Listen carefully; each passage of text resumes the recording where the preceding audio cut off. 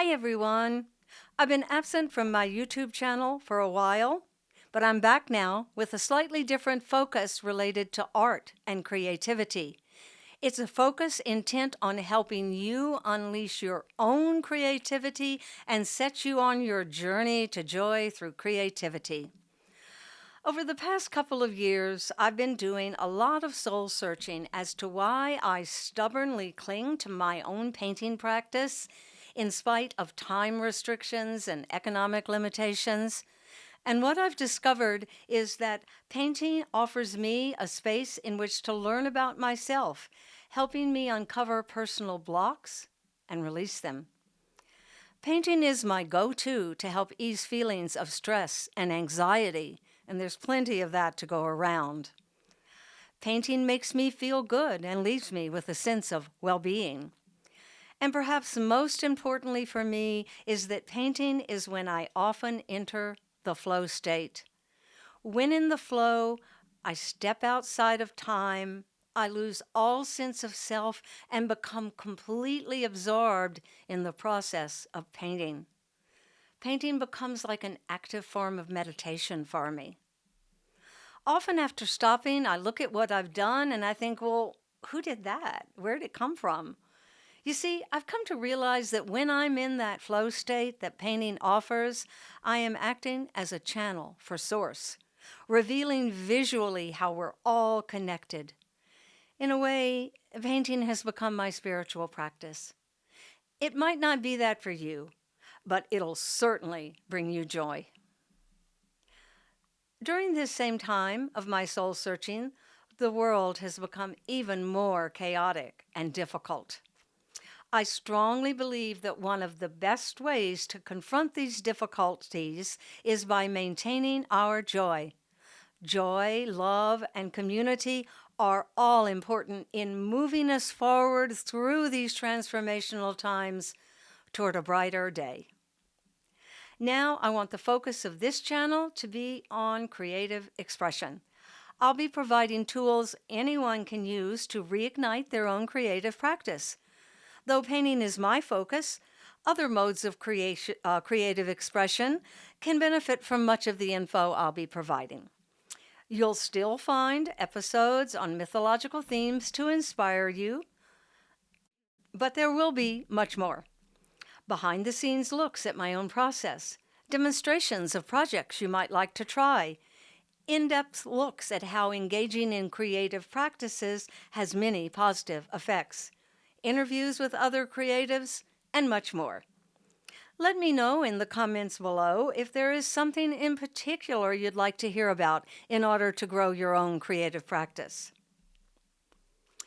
To finish up today, I'd like to show you the crazy path my most recent painting took to reach its conclusion. But first, don't forget to subscribe down below if you'd like to dive more deeply into your own creativity. Plus, I've got a gift to get you started that might help get you started. Download a free PDF of my article, Creativity is Your Birthright. Reconnect with your inner child. Reconnecting with your childlike self is a great way in opening up to exploring your creativity. Give a young child a crayon and she'll never say, I can't draw a straight line, so I'm not going to draw. She'll take that crayon and just start drawing whatever comes up, and she might draw it wherever, whatever surface that she could find. So for a link to that, the link to that PDF is in the description below. And now on to the changes involved in my recent painting. First, I'll show you the finished painting. I call it Sunlight Kisses All. If you have an inspiration for a better name, let me know in the comments below. I'm open to changing the name. I'm embarrassed to say how long ago I started this painting. So long ago that I'm not 100% sure when. Since I didn't take a photo of it in the beginning stages, I can't attach a date to it. I think it was sometime in 2022, but I could be wrong. I only started regularly taking photos of my work in progress about 2 years ago. Anyway, often I look back over old sketches and drawings as a source of inspiration for a new oil painting. I was looking through old sketchbooks one day when I came upon this one. I took that as my jumping off point for a small painting of an olive tree. I lived in Greece many years ago where I fell in love with olive trees and drew them constantly. I've used some of those sketches for other paintings of olive trees, which got successfully resolved pretty quickly. So I thought I was, on a good path with this one. Not really. For a long time, the painting was a vertical painting with one olive tree taking up most of the canvas. It stayed with a yellow background that went back and forth between being a circle or a square and changing from a bright yellow to an orangey yellow. And I just couldn't figure it out. So that's when, unfortunately, I don't have a photo of it to show you. I was feeling so stuck that I needed to change something. So at some point when I pulled it back out and was working on it and knew I had to change, I changed the background to blue. But it still stayed the vertical. This photo shows the final stage of that version as a vertical painting with a blue background. I had changed up the color and value tone of the blues multiple times without ever reaching a resolution. Finally, I was so sick of this painting that I couldn't resolve that I stuck it into storage and forgot about it for a while.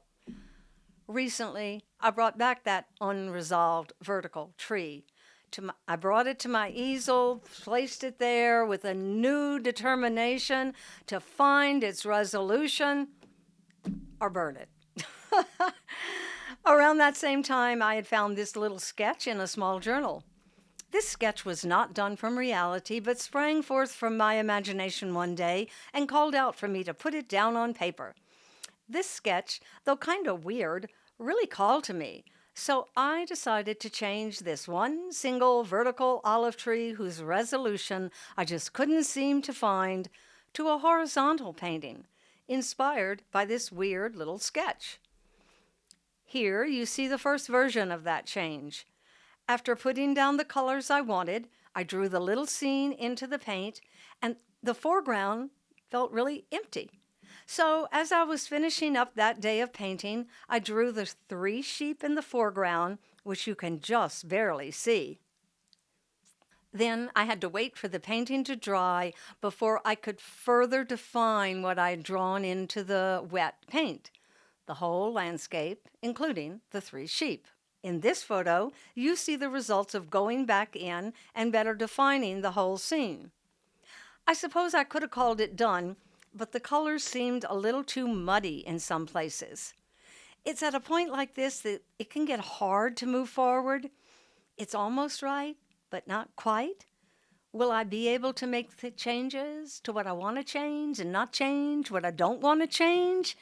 It's kind of like life and letting go. Sometimes you have to let go of what you didn't think you wanted to let go of. That's always the tension for me. It's gotten easier over time. It's like letting go of fear, really. But I also thought maybe the sheep weren't a good idea. So I went back to the painting. Here you see it with the sheep having gone away, having been replaced with birds. And the loops in the sky are now barely visible. For some unknown reason, I really wanted those loopy shapes to be prominent. I guess I'm a little loopy. At this point, I posted the version with sheep and the one with no sheep on social media and asked people for their opinion. Please vote, sheep or no sheep. The sheep won. I went back in again, brought the loops into the sky, and this time 4 sheep, more birds, and some rocks in front of the sheep. But after finishing for the day, I decided those 4 sheep were just too many and in too straight of a line. One more pass at the painting, and this is the result. Loops seen in the sky, 3 sheep, birds flying around the sheep, rocks gone, replaced by grassy stuff. That painting went through lots of crazy changes, didn't it? Don't forget to subscribe and like below. I'm so looking forward to our journey together on your path to joy through creativity. I'll see you next time.